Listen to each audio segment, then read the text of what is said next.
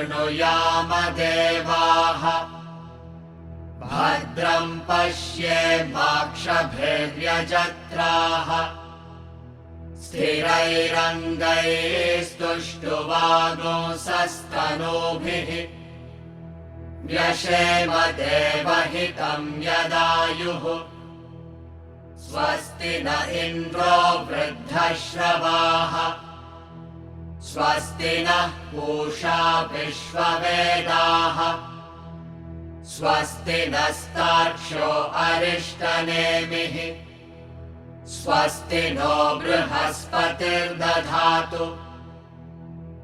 ॐ शान्ति शान्ति शान्तिः।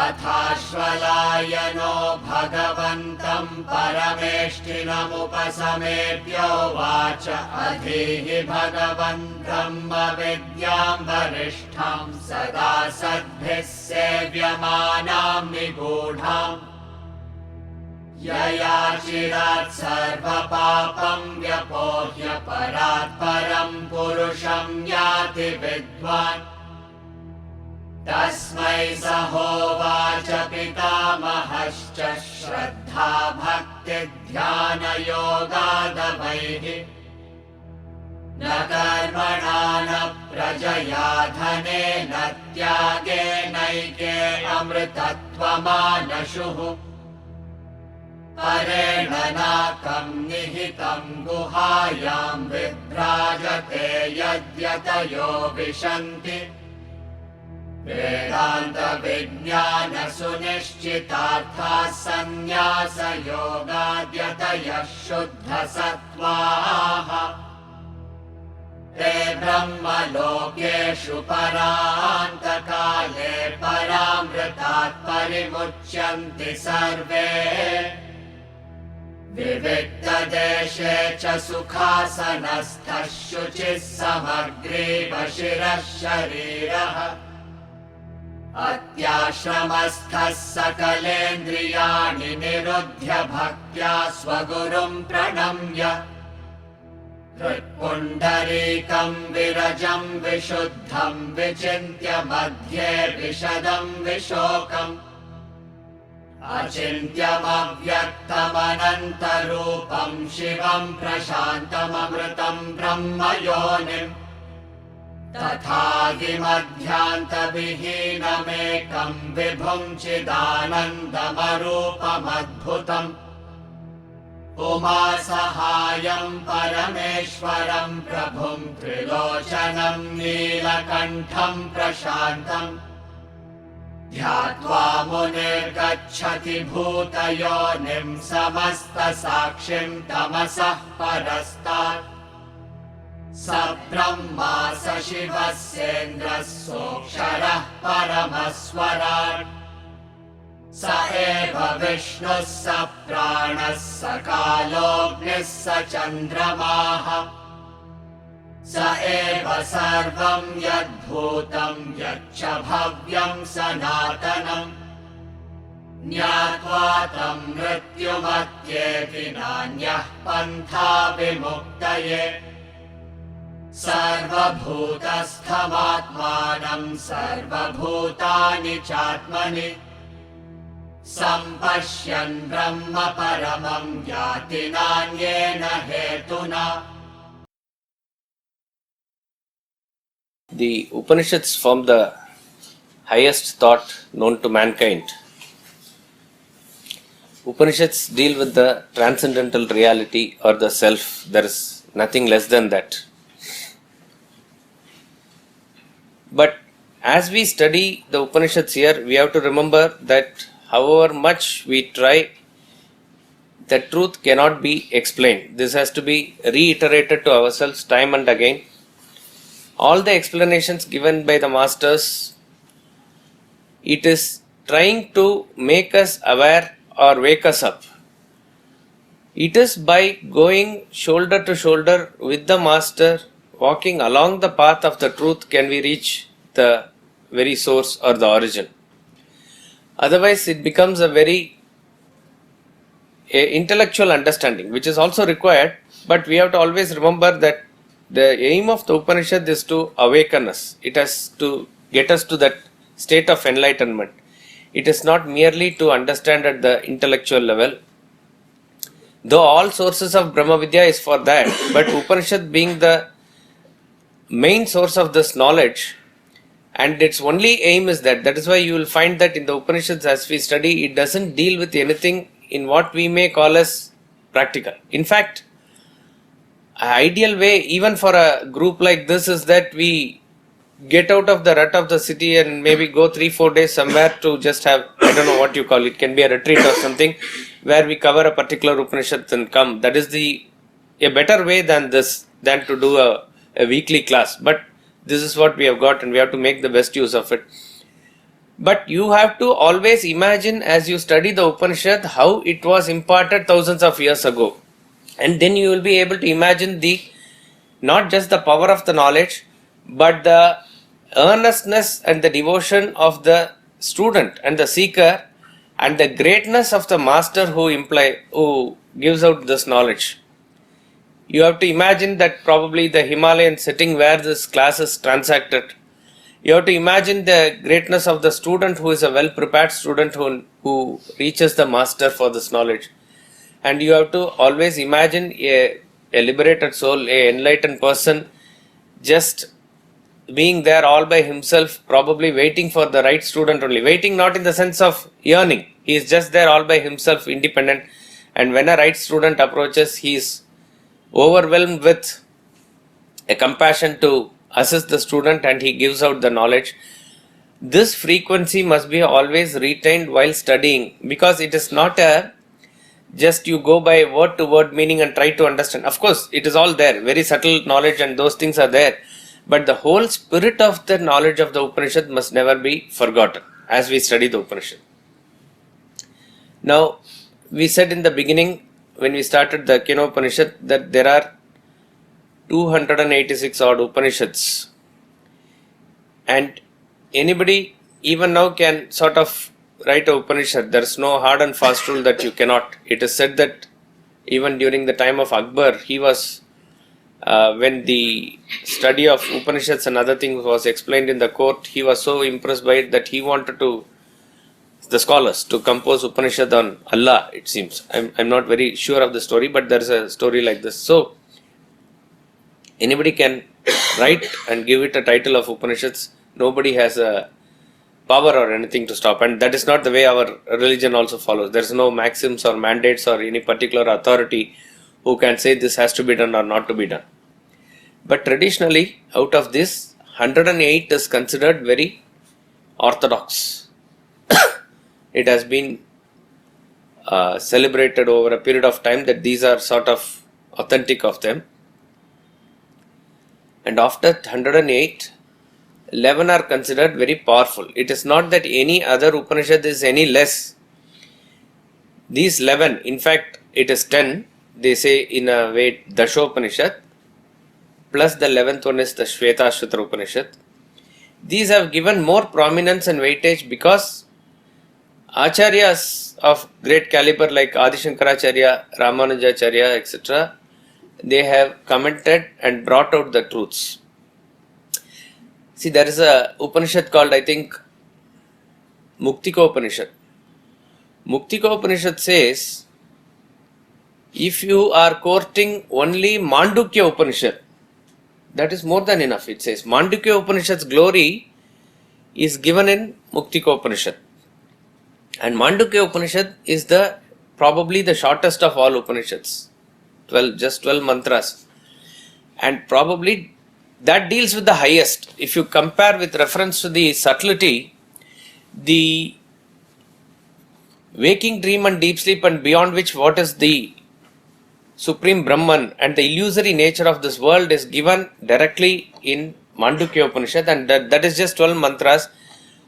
If you follow the Chinmaya mission, they have given a course of study, probably given by Swami Chinmayananda himself. It starts with their smaller books like Kindle Life, Art of Self-Management, various lectures of Swami Chinmayananda ji, etc. Then it comes to Bhagavad Gita, and then he gives Upanishad, and what order these Upanishads also has to be studied. Finally, he gives Mandukya Upanishad, and he also says what Upanishads has to be studied and revised how many times. And finally, at the end, he says Mandukya Upanishad, keep on reading. There's no end to that. That sort of a power is what is given to Mandukya Upanishad. Mandukya Upanishad cannot be studied except without what is known as a Karika written by the great Gaudapada. Gaudapada is the Parama Guru of Adi Shankaracharya. Karika is not exactly a commentary. It is like a treatise, you can say, taking out the essence of it and explaining it further in various prakaranas. So 100 odd verses are written as Karika, without which this Mandukya Upanishad cannot be understood. Now, if you say that Mandukya Upanishad, that alone is enough. What else is required? Like that one, they have selected this 10. That's about all. It is not to exclude some other Upanishad for any reason or anything. Just as you can say one Upanishad is enough, the Acharyas thought 10 Upanishads is enough. So, Dasha Upanishad. And Shvetashvatra Upanishad is also oft quoted by Adi Shankaracharya in the commentary of Brahma Sutra and other Bhashyas. So therefore these 11 are considered very powerful and authentic and oft repeated because of their association with these masters. And so they are probably taken up, explained again and again throughout the period of time. Of the 4 Upanishads that are taught to us in Vedanta Academy, Keno Upanishad, Ishavasya Upanishad and Mundaka Upanishad comes under the 10 Upanishads. This Kaivalya Upanishad, Swamiji says, you can say it is the 12th, something like that. It doesn't come under the 10th, but it is just outside it. It is a very short Upanishad, not very short, you can say 25 mantras only totally. And very many subtle concepts are dealt in this Upanishad. And what is interesting about this Upanishad is, it doesn't speak in a very windy language which is very the hallmark of some other Upanishads. It is quite direct statements. Many mantras you will find all the concepts subtle are given for our contemplation reflection, but it is given very, very directly. This Kaivalya Upanishad is derived from the term Kevala. The last 2 Upanishads that we studied, Keno Upanishad and Ishavasya Upanishad, derive their name from the first word of the Upanishad. We don't know who has composed, though some rishis have been attributed. They refer to the Upanishad by the first name, which is Kena. Kene Shitam it starts, so it is called Keno Upanishad. Ishavasyam Idam Sarvam, so it's called either Isha Upanishad or Ishavasya Upanishad. This Upanishad is not named because of the first word. Kevala means that alone. In Hindi also that's the meaning. Keval. So the noun form of Kevala is Kaivalyam. That alone means it is talking about that alone. That alone is Brahman. So Kaivalyam is always referred to as absolute liberation. In absolute liberation, only Brahman is there. Nothing else is there. You have realized that Brahman and Brahman alone is. So that state of that absolute oneness is called as Kaivalyam. So they even talk about liberation as Kaivalya Mukti. Kaivalya Mukti means that liberation where you have absolutely reached there. That alone is there. There is nothing else that is to be thought about, or there is nothing else that is there to be discussed about. So that reaching that alone is called as Kaivalyam. Therefore, this Upanishad is talking directly about that. So it is called as Kaivalya Upanishad. Kaivalya Upanishad is part of Atharvana Veda. The Guru in this Upanishad is Lord Brahma. The Shishya is called as Aashvalaayana.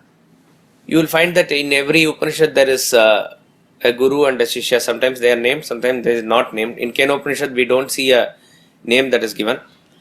And all the gods, I think in Mandukya it is Varuna, in some other Upanishad it is Indra. All these are deities which are representative of the Supreme Self. Or you can take it as a person who is an enlightened person who knows the knowledge of the Self. They are the person who are qualified to give Brahma Vidya. Brahma Vidya or the knowledge of the Self can be imparted only by a self-realized soul. Or put it this way, even if you want to understand it relatively, only to the extent that we have unfolded ourselves can we reveal the knowledge of the Self to that extent. A self-realized master is said to be unfolded 100%. Therefore, what he is communicating, either by his words, by his action, whatever his life is, he is communicating the knowledge of the Self fully, wholly. But the receptivity of the student will depend upon his receptacle. A ocean is there giving out the water fully. You can say, for this example, ocean is infinite in its nature in terms of water. But if you take a cup and go there, you can bring only that much water. If you take a tanker and go that much water, if you take a pitcher and go that much water only you can take. So the receptivity is depending upon the receptacle of the student. But as far as the master is concerned, he is actually opened up and giving out fully.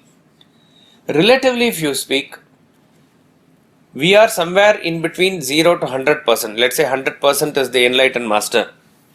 So if a person is opened up or attuned to the Self to that extent of 50%, however much he can try, he cannot give the knowledge more than 50%. He can talk about the highest concepts of even illusion and the Self and be very eloquent about it. But communication happens only to the extent of what he has unfolded himself. In other words, what is communication? Communication is what comes from your system and actually hits the other person. That is communication. It is another thing that he must be concentrating enough to receive the knowledge. But what really penetrates the student, what really goes inside the student is coming from the depth of the experience of the person who is speaking there, which is the level of the master.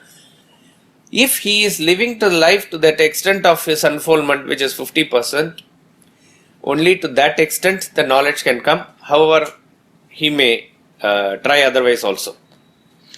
So the whole emphasis of Brahma Vidya is that you open up yourself, you do the tapas, you unfold yourself, go within and search for the Self.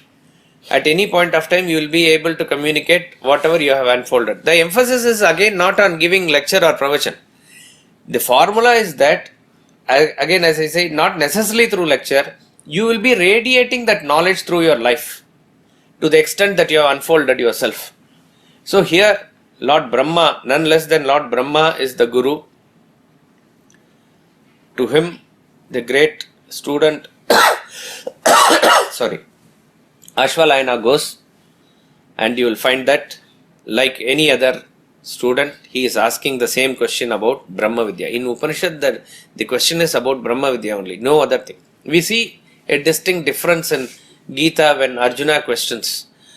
Arjuna is, and we are thankful to Arjuna because as though he is representing us and asking the question. What should I do? Should I do action or should I get knowledge? Or what is Sannyasa Yoga? Should I worship with a form or without form? And even in Gita, you will find that as the chapters proceed, Arjuna's question also gets refined more and more. Very beautiful questions come out later, but in the earlier stages, you see that how he is totally confused. So the Gita shows us also along the path, as we go along the path, what type of doubts come and what type of clarity comes to us at later levels like that. But in all the Upanishads, invariably, with or without question, the knowledge is Brahma Vidya, and if there is a question, you will find that that question is directed towards learning of this. We said in that liberal education that there is a beautiful question the same thing, it's asked in a different form in the next Upanishad that we will study, which is Mundaka Upanishad. He says, teach me that knowing which everything else is known. What a beautiful way to ask that question. He is actually asking that supreme knowing principle, which is the base of all knowledge. So, in Kena Upanishad, he is asking question from a different angle. We saw that. He asked that what is it that makes the eyes see, ears hear, mind function, pranas function. So, he is asking the same thing, but in a different angle. Here he is also asking in a different angle, what is Brahma Vidya? This is how the Upanishad begins, and the rest of the Upanishad is a grand discourse by Lord Brahma. And as I said, very many subtle concepts are covered here. You will find Krama Mukti. We talked about Kaivalya. Kaivalya liberation is a direct liberation. But he is talking about liberation in stages, which if you remember we studied in the 8th chapter of Bhagavad Gita. That comes here.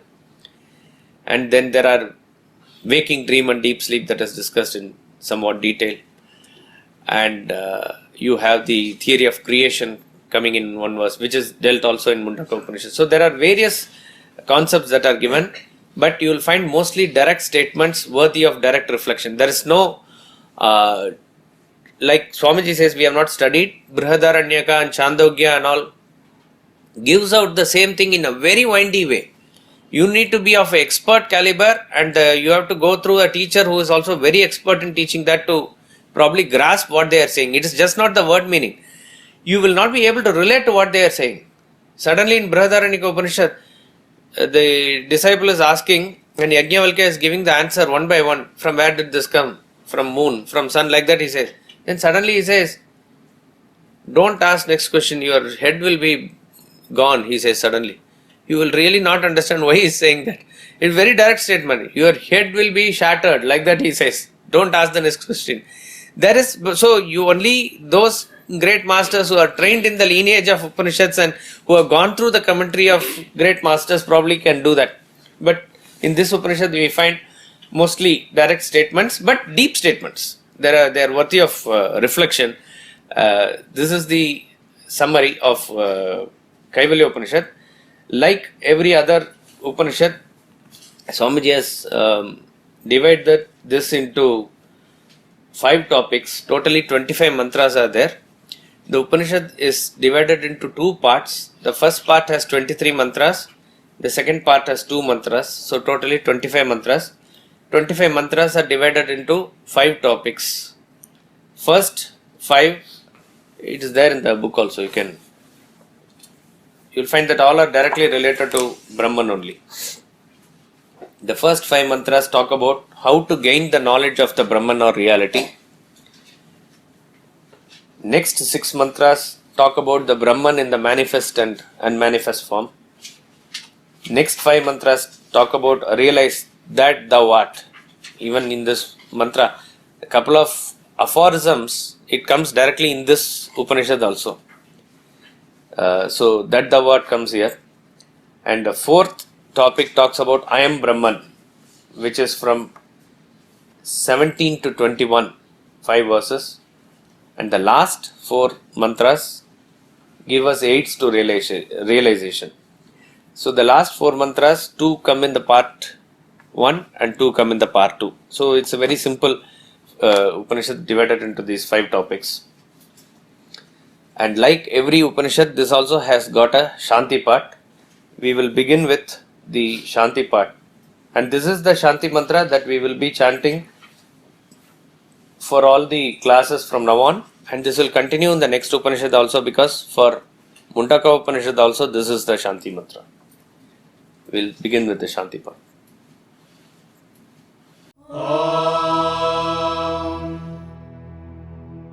Bhadram karnebhih shrunuyama devaha Bhadram pashyemakshabhiryajatraha Sthirairangaistuştuvagosastanoਭih Vyashema devahitam yadayuh Swasti na Indro vruddhashravaha स्वस्ति नः पूषा विश्ववेदाः स्वस्ति नस्तार्क्ष्यो अरिष्टनेमिः स्वस्ति no बृहस्पतिर्दधातु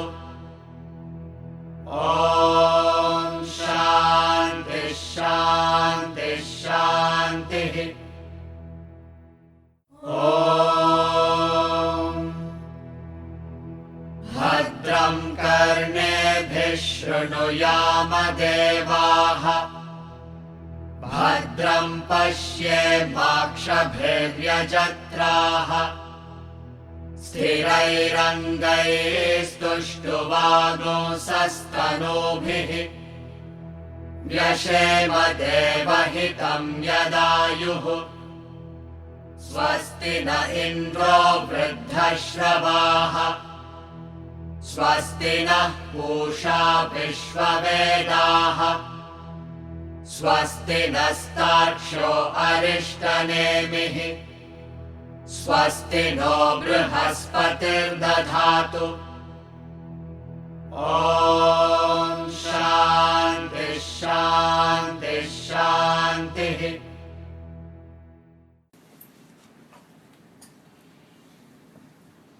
Om. May we hear the auspicious with our ears, O gods. May we behold the auspicious with our eyes, O worshipful ones. May we live God-given span of life with firm limbs and bodies, singing your praises. May the traditionally glorified Indra bless us. May the all-knowing Sun bless us. May Vayu, protector from harm, bless us. May Brihaspati bless us. Om, peace, peace, peace. Om, Shanti, Shanti, Shanti. The purpose of Shanti Mantra, as we have covered, is really twofold. The name itself suggests that it is Shanti Mantra, Shanti part. That means it is to give us Shanti, it is to give us peace. So we chant the Shanti Mantra before and sometimes usually after the class also, but here after the class we end it with a Bhajan. When we are running around in the world, when the mind is agitated because of our samsaric concerns, and when we are trying to attune to the highest knowledge of the Brahman through Upanishads, we need to calm our mind as much as possible before we enter the class, or even as we enter the class. That is why the Shanti Mantra is chanted in the beginning by the Guru and the Shishya together. Another reason is that, not another reason, parallelly what happens is that the knowledge that is being transacted here, which is transcendental, it requires the attunement of our subtle intellect. If at all we are using any intellect in the world, it is our gross intellect. Gross intellect is that aspect of our discrimination which deals with the world. But here is a knowledge which is trying to give us the discrimination which is to deal with the transcendental. So it is like shifting gear from terrestrial to transcendental. To shift the gear, we need to press the clutch in the car. So Shanti Mantra acts like that also. So it calms the mind and it subtilizes our intellect to attune it to studies. Not only this class, suppose you go to any class. I am talking about even the classes that you may attend in worldly subjects. You go to a Sanskrit class, or you can even tell your children or whoever is attending school or college, any class that they go to, they must be in the class minimum 5 minutes in advance. 5 minutes, I am just saying, it can be well in advance also. You need to keep your mind calm. Only when the mind is calm can the intellect be attuned to receiving the knowledge. Suppose if a person comes late and he is running here and there and coming and sitting, for him to settle down it will take some time, by which time he might have lost some knowledge. Now, and secondary aspect of it is that he will disturb others. That is not recommended, and why you want to unnecessarily take that karma upon you. That is different. But even from his own point of view, you will not be able to attune quickly into that frequency of the class if the mind is not calm. So you go little early and just calm yourself. And when you say the Shanti Mantra, that is why we have this bhajans before the class. A few bhajans for 15 minutes, 10 minutes we sing. Because that prepares you for the class. It should prepare you for the class. Once the devotion is there and the mind is attuned, it will be able to receive the knowledge much more easily. So Bhagavad Gita has a dhyanam. Every scripture has a dhyanam like that. Even a shloka like Vishnu Sahasranama has a dhyanam. Shantakaram, etc. is given as a dhyanam. So you are able to have that dhyanam or thought about Lord Vishnu in that particular form that is given. And in that way, when you chant the Vishnu Sahasranama, it has got more additional effect. Even mechanically you can chant and it will have effect. But if you want to derive the full benefit of it, you are able to attune yourself before it. So that is the purpose or meaning of the Shanti Mantra. Like every Shanti Mantra, this begins with Om. Om represents the supreme reality. Any mantra begins with Om. In 17th chapter he says that is why all the auspicious acts are also begun by uttering Om. Every mantra, every puja or anything that you do, even normal rituals that you do, when you do any, even Gayatri Mantra, you will find that this Om is there. Om is probably the complete expression or the subtlest expression of Brahman. The supreme reality is represented by this monosyllable Om. It's a monosyllable, you can't call it word, it is a monosyllable. The sound, Ekaksharam, it says, one akshara only, it's Om. It is chanted, elongated. And we have dealt many times what is the meaning. The Om has both the articulate and inarticulate effect in the sound. Articulate is where the sound or the words have a meaning behind it. Inarticulate is where that sound has a feeling behind it. It creates a impact on you, not necessarily through its meaning, but it touches your heart. The articulate sound touches your head. It is giving something to think about. Om is the most potent and powerful mantra which has both of this. So when a person chants Om, that itself elevates. Not just chant, when you hear that sound that is produced, Om, that itself really elevates us. So the Om represents that supreme Brahman, and that is why it is giving that sort of a feeling. The meaning behind that Om is that Om is understood or split into A, U and Um. When we say this, when we say monosyllable in one time, and then you say it can be split into three, it seems like a contradiction. It is not so. Om is one sound only and it is one syllable only.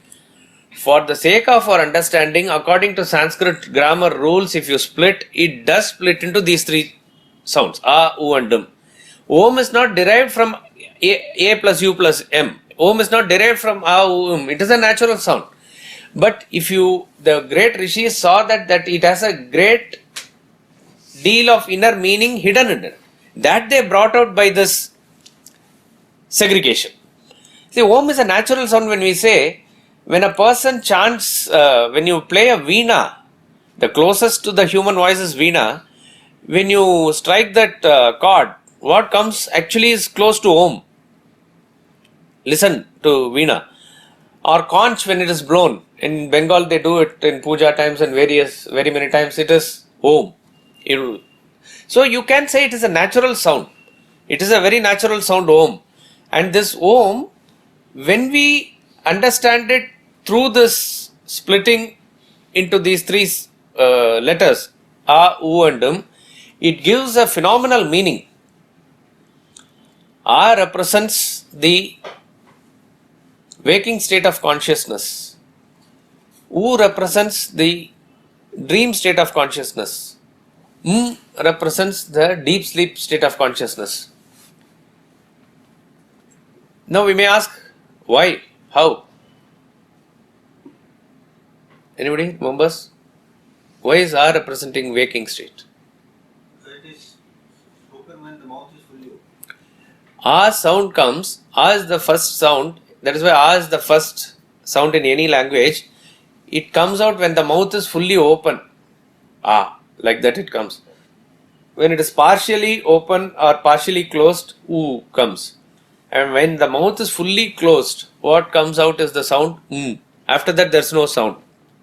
So, the A represents the waking state when your vasanas are fully manifest, and you can say it is a complete expression of your personality, which is waking.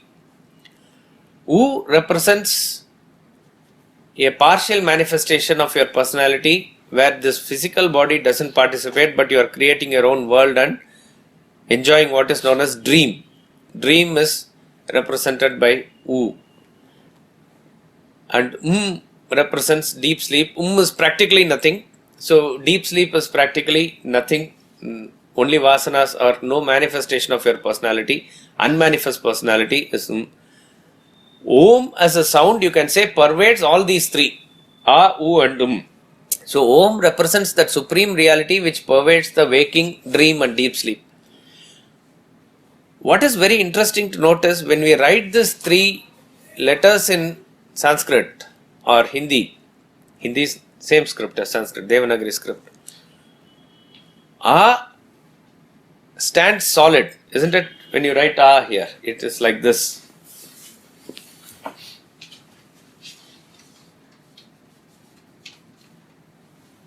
A is standing solid like this. But U is sliding. And though there's a letter, it's usually by this dot. The dot which is placed on that letter, above that letter. So, a solid seeming waking world is A. A sliding dream world is very not very pakka according to the rules, etc. It is sliding. And you find that this U as though it's like part of A, isn't it? It's as though like how it is framed, we don't know, but it just happens like this. The dream that we go through, we'll see in this Upanishad, it says how the dream is and all created. So, U is representing the dream state, and which is practically nothing, is represented by this. Om as a phenomenon represents the totality. Om represents the entirety of the consciousness which is pervasive in this universe. The Om, but the dynamic silence which is beyond Om, which is the base of it all, represents the supreme reality in its pristine form. So this entire manifest universe, which is nothing but Brahman, arises from that unmanifest reality only and goes back into that unmanifest reality. Like that, this Om sound comes from that and goes back into that. And while it is there, it is still on that only. Like waves is on the ocean, but really speaking, waves is not different from ocean. But when we see a different entity of the wave as a separate entity or individual, then we think that it is different from ocean. Like that, this manifest universe is being seen as different from what is known as Brahman. In effect, it is not so.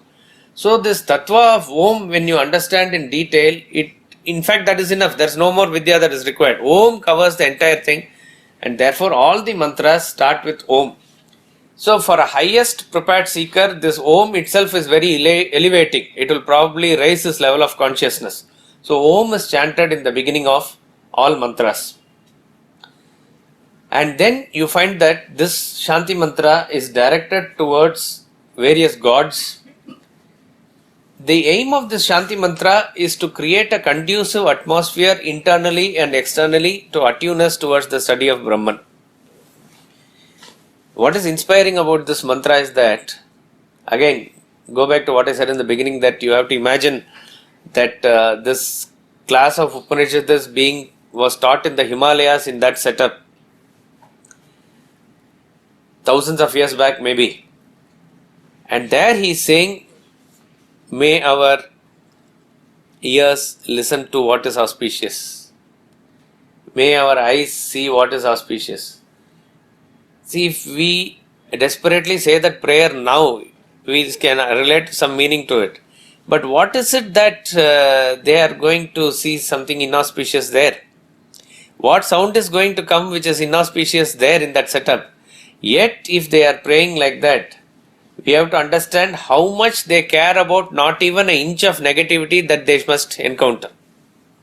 So that is why I say, more than the meaning of what we are going to study in these mantras, you have to again and again relate to the frequency with which this knowledge was transacted.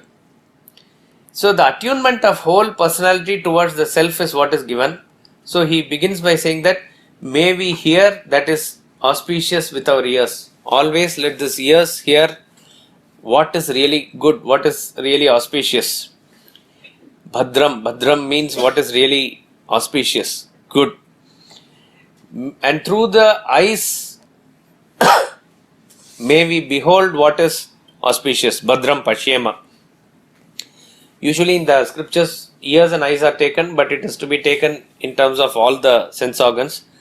So, what it means is that through the sense organs, whatever raw material that enters our system, may that all be of very good quality. Go back to what we talked about, the 3R traffic of life. Our life is driven by this constant traffic of receipt of stimuli from the external source, reaction from within, and response back to the world. Receipt of the stimuli from the world is through the sense organs. So you have the eyes, ears, nose, tongue, skin, etc. These are called as Jnana Indriyas. Jnana Indriyas are the organs of knowledge. Indriyas are translated as organs but deeper inside. So it is through which the knowledge of the world enters you. So they are called Jnana Indriyas. So if you want to have a quality product of any output, then the check has to be first given at the raw material level. Because what you receive from the world is what is going to react within you, and then that is going to decide the response. Though it is a constant transaction that is happening throughout, like when you have in your own house, let us say, there is a pipe that drains away the water from bathroom to the common drain that is connecting, outside. And for whatever reason, due to flood or something, the water from outside enters through the drain and it is now dirtying the whole place inside your house, inside the bathroom, and it is leaking everywhere. Now everything is over, but you need to clean the system now. So what is the first thing that we do when we want to clean? Block the remnant.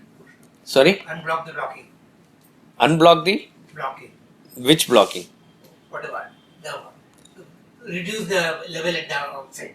Huh. The water will See, never go. from the outside it is coming in because of some reason, maybe because the pipe is tilted low or whatever be the reason it is coming. Even as you clean the house properly and inside the bathroom when you clean properly, if the flow is going to be still there, however much you clean, it is going to dirty it further and further. So the first and foremost thing is to block any additional inflow into our house. So we have to check what is coming at the input level. Once you block that and make sure that is corrected, only then you can do all the preparations inside. So exactly like that, the whole spiritual sadhana starts with what type of stimulus that we take in, and constantly we cannot resist but meet the world and take in stimuli. This is a natural flow of our life. Eyes, you have to open the eyes, right? Except in the period of sleep, when you're opening the eyes, automatically all the sights just go in. Our ears cannot be closed, so sounds just go in. Nose cannot be closed for the sake of breathing, it is there. Smell has to go in. Skin is always exposed. Skin has to contact. Tongue, we have to eat to survive. Therefore, that is also there. So all these 5 senses have to be employed constantly. So they are praying that, oh gods, please make sure that whatever we intake through all these things, let it be conducive for our sadhana. You have to remember again, at the level of the Upanishads, they are at a very high level, and all the thought association associated with what they get from the world must be in the line of reaching the self only. So nothing short of it. And what we don't understand is, even if we say that, okay, you are generally a well-controlled person and you are a disciplined person, but when we slip even through one sense for a while, to get back to your own discipline or schedule, it takes a lot of time.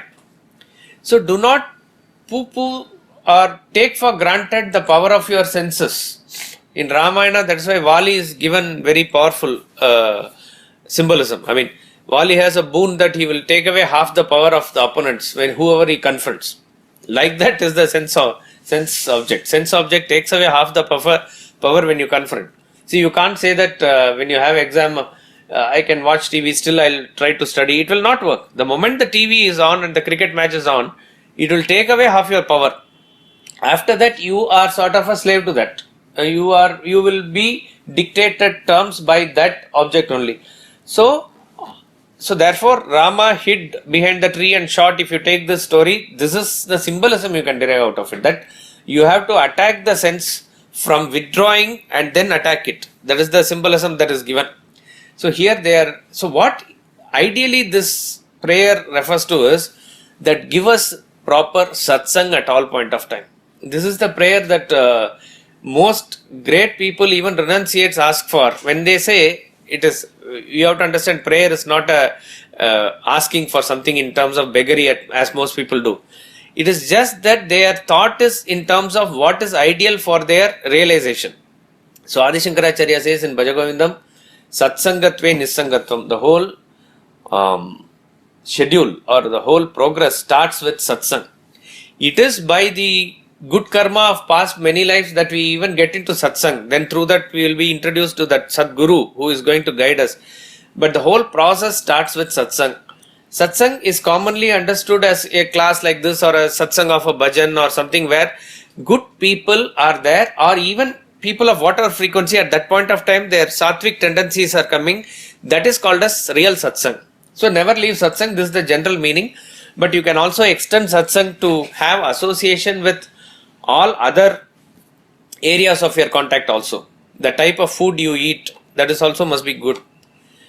The type of, see nowadays nobody is free from, let us say, interacting with social media, Facebook, Twitter, constantly. You know, when we talk about contact with the sense objects, etc. Now, even if you put off all the lights and then when you are in bed through your mobile phone, it is going to come and attack you. You are at no point of time that you are going to be free from this powerful thrust from the world. It is so powerful. And you, for all practical reasons, maybe again, like we say, a realized person is one in a generation or a million. Who is without a mobile phone is like that. One in a I don't know, 1,000 of person is he without a mobile phone, or who is not having internet, another thing, Facebook, Twitter, everybody is part of it. Maybe the person who founded that Facebook, who's that, Zuckerberg, right? There was a picture showing that he is helping his wife cut the vegetables in the kitchen. He is doing those work. All others are leaving their work and just following the Facebook, and he says this person is not, maybe he's in Facebook, we don't know, but he is doing his duties properly at home. Whether it is a joke or something, they have put it as a picture. So constantly we are there in the Facebook, and if you leave that, what is getting attacking us is through this television, through everything that you go along. It is said that in 1950s, what a person saw as advertisement in his whole lifetime,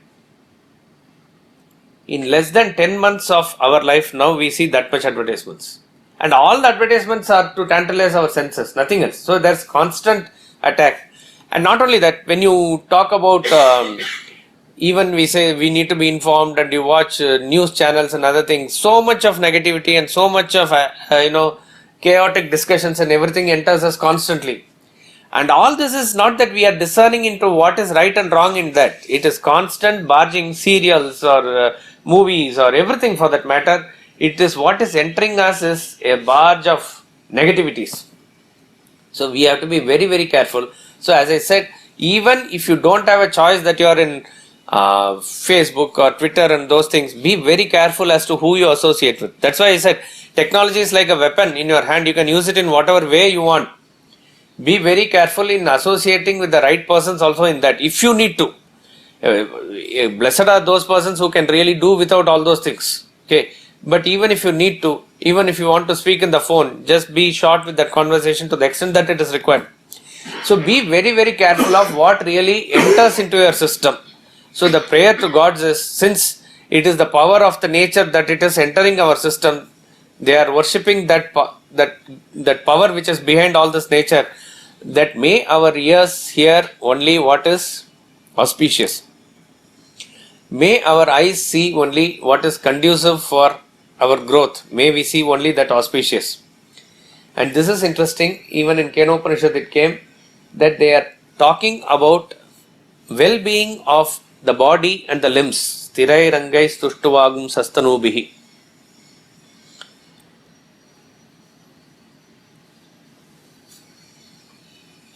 May we live the God-given span of life with firm limbs and bodies singing your praises.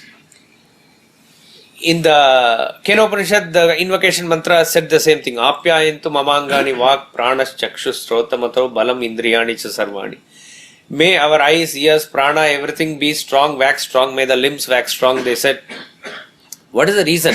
See, we are talking about spirituality here, and spirituality is about attuning the mind and intellect to the self. That is the main purpose. And in fact, we are also emphasized that we must rise above body consciousness. The whole emphasis is that we are attached to this body and we have to rise the body. But invocatory prayer says, may the body be strong.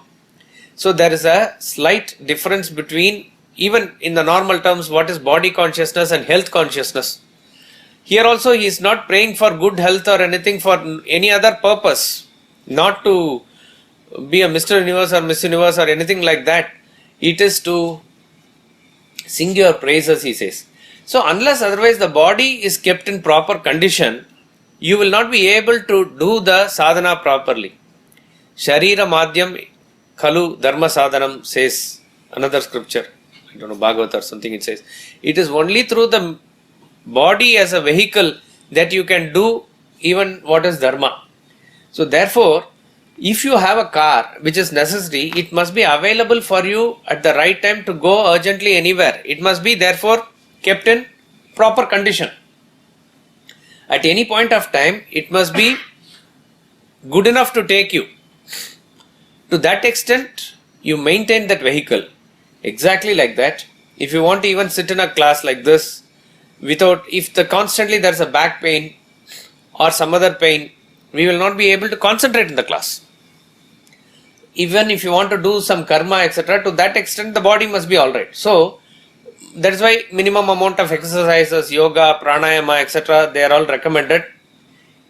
Maybe in the olden days the way of life is such that the body was quite attuned and they were kept in good condition.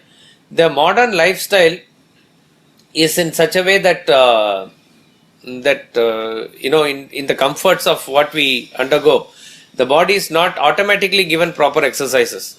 Therefore, we need to spend some time to keep the body. So, in other words, you take care of the body for 45 minutes to 1 hour, I don't know, whatever be the time. The body will cooperate with you for the next 23 hours. It will automatically take care of you. That's all it is. And the test again we say is that there must not be any thought about the body. If there is a pain, the thought will come. If there is no pain, the thought about that part will not come. So good body or a right body is not measured in terms of what is the waist size or what is the weight and what is the height. It is in terms of how you are able to completely forget the body. That's all it is. So beyond a point, there's no, again, in the name of this, we should not get into body consciousness. There is a whole purpose of Upanishad is to take away from it. So he says, may it be strong enough. And what is the purpose? He says, in the God-given span of life, that means there is a humility that we really do not know where we have come from. When we came, we know in terms of when we entered this world. All that is guaranteed is one day we have to go. But when we don't know, the guarantee is that there is a shelf life for this body and it has to go sometime. But when it is, nobody knows. But taking it for granted, we'll say, let us see later. Like that, we while away the time, what has to be done in the primary business of life. So he says, this is granted to you as a great gift, God given, and that to a human birth like this. You cannot afford to waste it. In this God given lifespan, let us sing your praises. The whole lifetime is spent not wastefully, but it is in terms of attunement towards the gods. So let us sing the praises means let our thoughts, word and deed, everything is attuned towards the glory of the self. And he seeks the blessings of certain gods. Swasti Naha. Swasti Naha means, Swasti means well-being. Naha means us. So grant us well-being for us. That means he is seeking the blessings. First he is certain gods very nicely chosen. It can be symbolically taken as all aspects of the personality. First sense organs is covered. Vayu. Takshya means one who is of swift motion, very fast movement. That's Vayu. He is also called as Arishtanemi. Arishtanemi means one who protects us from harm. It is wind that protects us from all diseases. When you keep all the windows closed all the time, you feel stuffy inside, isn't it? When you open the windows, air comes and it really refreshes us. So he is protector from all harm. So Vayu represents the prana aspect of our personality. So that means may our prana be attuned to it, for which you are invoking the lord of it, which is Vayu. Indra. Indra is the lord of Indriya, which is the lord of senses, which is the mind. So may the mind be attuned to this. So for which you are seeking the blessing of Lord Indra. Pushan. We saw Pushan in Ishavasya Upanishad also. Pushan means sun god, which is Pushan means nourisher. It is sun which nourishes everything in this world. Vishwavedaha, all knower with reference to whatever is there in the universe. It is through sun that everything gets known. So sun represents actually the gross intellect of your personality, which is like when you expand that intellect, it knows everything in this world. So Vayu represents the prana, the Indra represents the mind, sun represents the gross intellect, and finally Brihaspati. Brihaspati is the greatest lord. He is the guru of the devas and he represents the subtle intellect. So may the senses, body, prana, mind, intellect, everything be attuned for this only. So it's a fabulous prayer. The prayer, as though seeking a wellness of one being, it's not for oneself, but the whole attunement of the prayer is to move towards the self-knowledge only. So everything is conducive. See, the point is,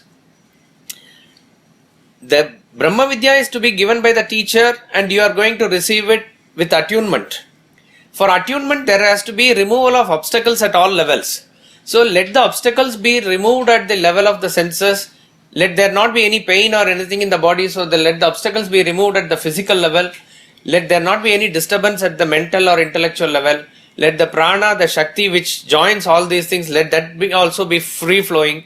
In the whole process, my entire personality, I surrender to seeking of the knowledge of the self. That is the invocation here.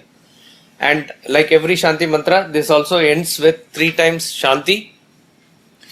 Shanti, the peace is invoked for clearing the obstacles that can be caused at the 3 levels of the universe.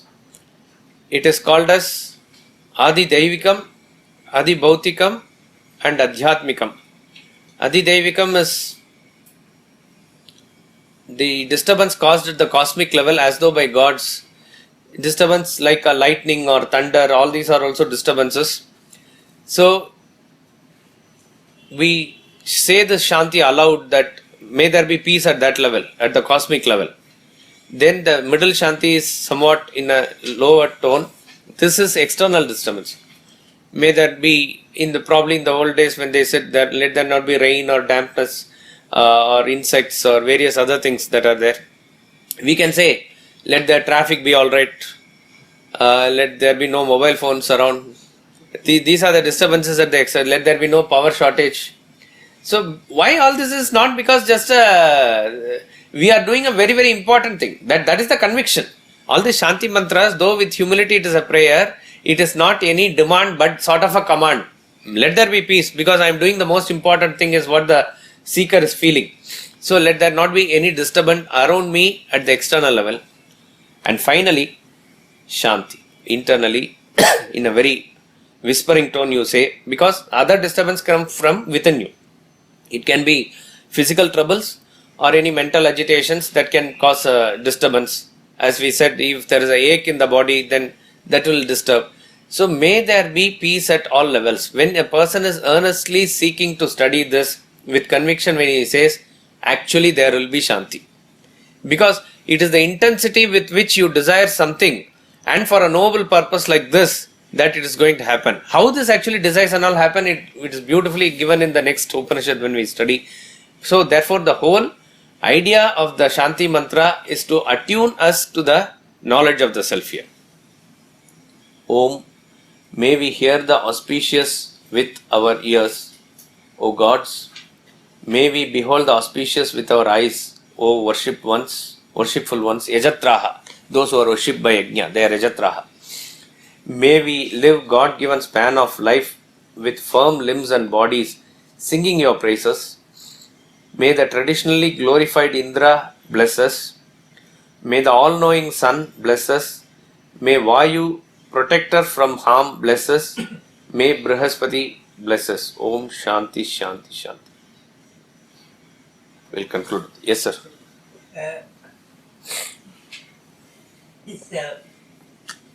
We saw in the Upanishad, we saw it in the Upanishad, then now here, the invocations are different. Is there any specific reason why can't one invocation do for all? See, it can be. There are traditionally Pancha Shanti that are given in the Vedas, and usually the codifications of Vedas are into 4 Vedas are done much later. They were all probably in the same corpus, and they were codified and classified into 4 Vedas by Vedavyasa at a different time. And then probably another additions also could have come into all those things later. So you find Upanishads of the same particular Vedas have same Shanti Mantras. So this Poornam Adah Poornamidam is there for Ishavasya Upanishad and Brihadaranyaka Upanishad. In Taittiriya Upanishad, which is in the Krishna Yajurveda, the invocation is different. For Aittiriya Upanishad, which is in Rig Veda, it is different. But for Kena Upanishad and Chandogya Upanishad, it's the same. They come in the Sama Veda. And for this and the next, it is the same. It is coming in the Atharvana Veda. So the Shanti Mantras also, which is like you see the same angle from same message from different angle in different Upanishads, which is Brahma Vidya. The same Shanti Mantra is also seen from different angles. That's what it is. So they have done it in groups of what they chant together. So imagine if a person who is a Rigvedi and is doing all those things, he is attuned to a particular Shanti Mantra. Like that it is. That otherwise there is no specific reason. Yes, sir. Sir, Upanishad forms a part of Vedas. Vedas are called Apurusharya, means it is not compiled by any person. Today when we started the class, we said that nowadays anybody can write a Upanishad. How? That is why when we write a Upanishad now, it is not going to be corpus of Vedas. Vedas is what is Vedas, and that is why I said 108 or so what is traditional and considered. That is only considered the authentic. But you can write a Upanishad and say it is Upanishad. That will not automatically, it is not going to be accepted, or people are going to teach it or take it up or something like that. But for you to say that this is Upanishad, nobody can say no also. In that sense I said. But otherwise, it is Apaurushaya, and that is why even all parts of Vedas, the main emphasis is chanting and using it in rituals. Upanishad is something that the master and student take it up for further studies and explanation. But even then, here also we say it is coming out from the master in the state of samadhi or self-absorption. In that side also, this is also Apaurushaya only. So that is why these are all called as traditional Upanishad. See, suppose if, for example, a modern guru is there, and he is also maybe of great height, but he gives out Upanishad. Maybe he will teach, or who is his disciple or somebody, he will take it up and do further. It is not going to be universally taken. But these are the Upanishads which are traditionally taught in all schools of thought, all schools of philosophy. So these form part of the corpus. So But a learned master like Sotri, Brahmanistami, whatever you call, he cannot write anything and say this is that is demeaning the Upanishad category. But that independence is given to him. It is up to you how you view it. That is up to him. Whether he, however he does it. So that is why I am saying all this will not stand to the test of time if it is not so. See, suppose we say nobody knows of whether Akbar made scholars write Upanishads or not, but we don't have any talking about it or knowing about it.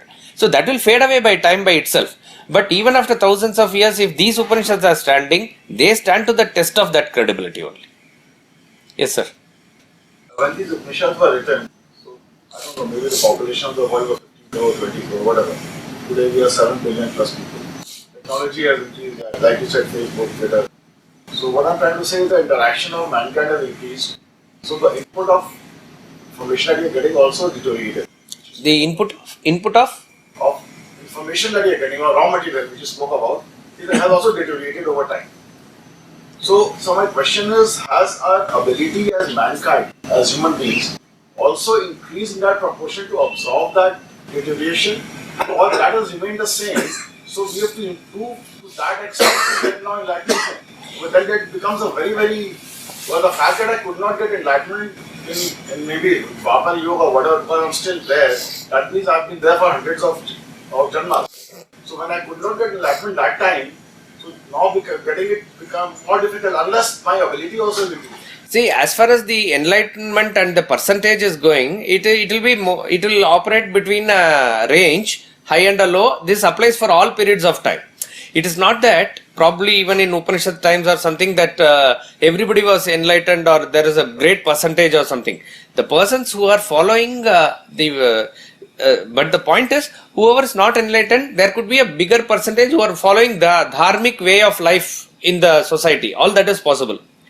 The question about absorbing capacity, it is not that you can say that the quantum has obviously increased. As we said in the technology and other things, too much of information and too much of this thing, like we get a WhatsApp message and everything is there. So what we are gathering now is more and more information.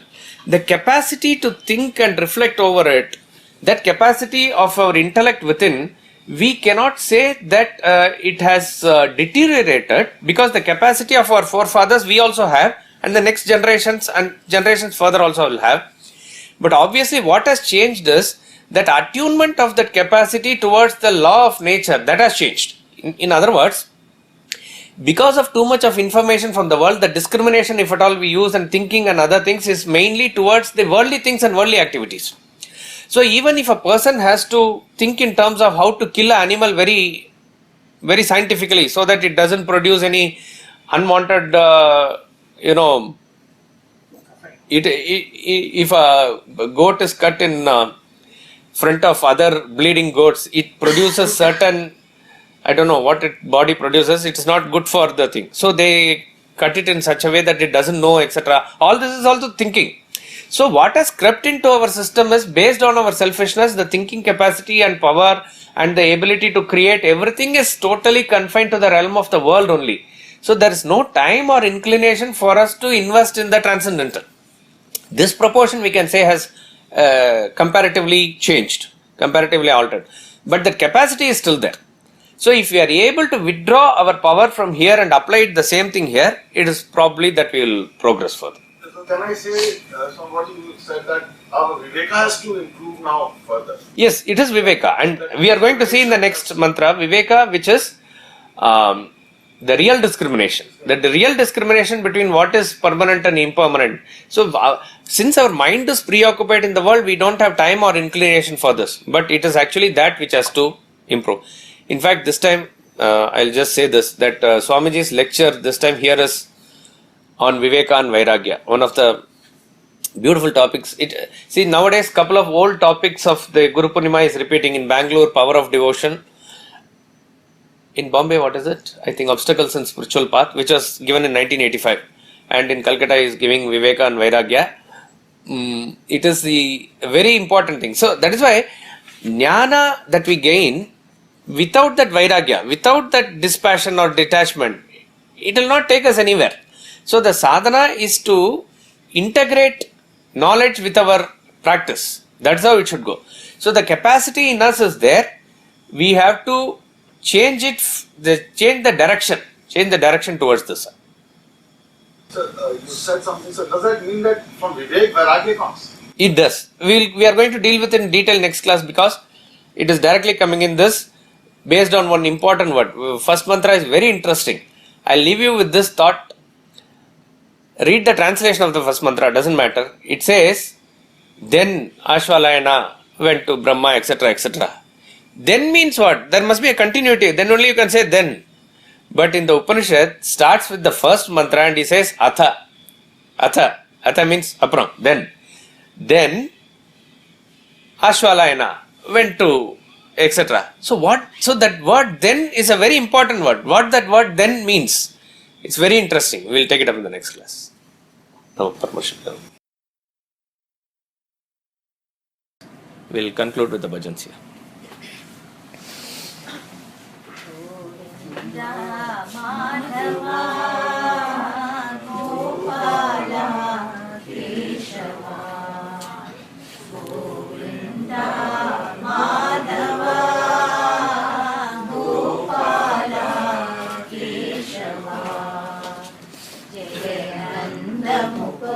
Ananda Govinda Radhe Gopala Jayananda Mukunda Ananda Govinda Radhe Gopala Govinda Madhava Gopala Keshava Govinda Madhava Gopala Keshava Giridhari Giridhari Jaya Radhe Gopala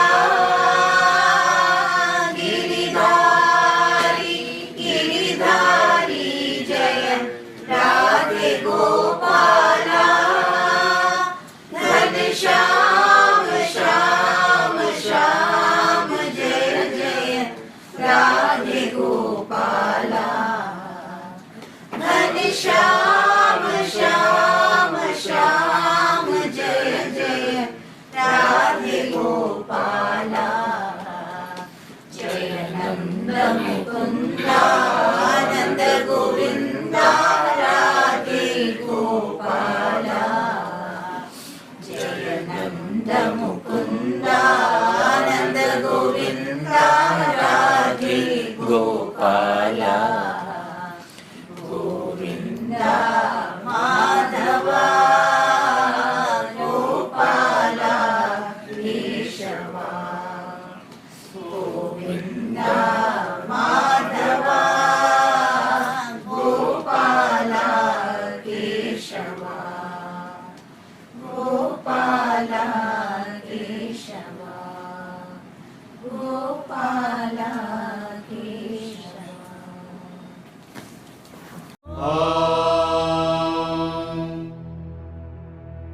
Poornam Adah Poornamidam Poornat Poornamudachyate Poornasya Poornamadaya Poornamevavashishyate Om Shanti Shanti Shanti